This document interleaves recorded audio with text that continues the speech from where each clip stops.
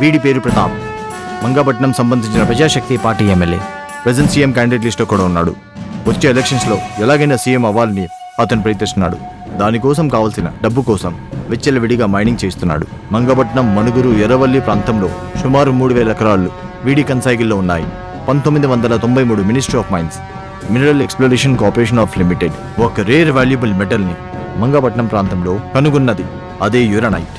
యురానైట్ extraction ప్రాసెస్లో వచ్చే రేడియేషన్తో వాతావరణం, ప్రజలు బాగా ఎఫెక్ట్ అవుతారని మినిస్ట్రీ ఆఫ్ మైన్స్ దాన్ని మూసేసింది. అదే ప్రాంతంలో ప్రెజెంట్ సిట్టింగ్ ఎమ్మెల్యేగా ఉన్న ప్రతాప్ ఈ మైనింగ్స్ ని చాలా సీక్రెట్ గా నడిపిస్తున్నాడని ఇంటెలిజెన్స్ సమాచారం అందింది.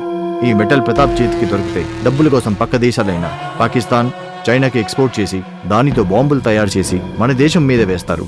ఇది రాష్ట్రానికే కాదు, దేశానికి హానికరం. ఈ పనిని ఎలాగైనా ఆపాలని మనకి పైనుంచి ఆర్డర్స్ వచ్చాయి. సో ఆఫీసర్, ఈ ప్రతాప్ మీద ఓ కన్నేసి ఉంచండి. Yes sir. Sir, uranium Manguru ప్రాంతంలో నిజంగా ఉందా? అది అంత డేంజరస్సా? ఆఫీసర్, యురేనియం ప్రపంచం మొత్తంలో ఆస్ట్రేలియా, కెనడా, కజకిస్తాన్, రష్యా వంటి దేశంలో లిమిటెడ్ క్వాంటిటీలో మాత్రమే ఉంది.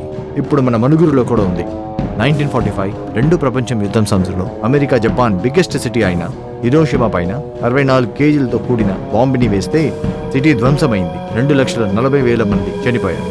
ఆ సిటీ కోలుకోవడానికి సుమారు 40 ఏళ్లు పట్టింది. ఈ యురేనియంని ఆటం బాంబ్స్లో, న్యూక్లియర్ రియాక్టర్స్లో, ఎలక్ట్రిసిటీ ప్రొడ్యూస్ చేయడంలో, మెడికల్ ఎక్విప్మెంట్లో కూడా వాడతారు. ఈ యురానైట్ నుంచి వచ్చే యురేనియం 235, యురేనియం 238 చాలా డేంజరస్. ఈ మెటల్స్తో ఒక దేశాన్ని సర్వనాశనం చేయవచ్చు. ప్యూరిఫైడ్ యురేనియం 235 1 కేజీ 3 కోట్ల రూపాయలు ఉంటుంది.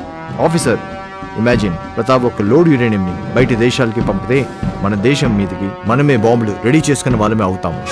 So officer, yes sir. ప్రతాప్ని ఎలాగైనా ఆపాలి. సార్, నేను చూసుకుంటాను. Yes sir.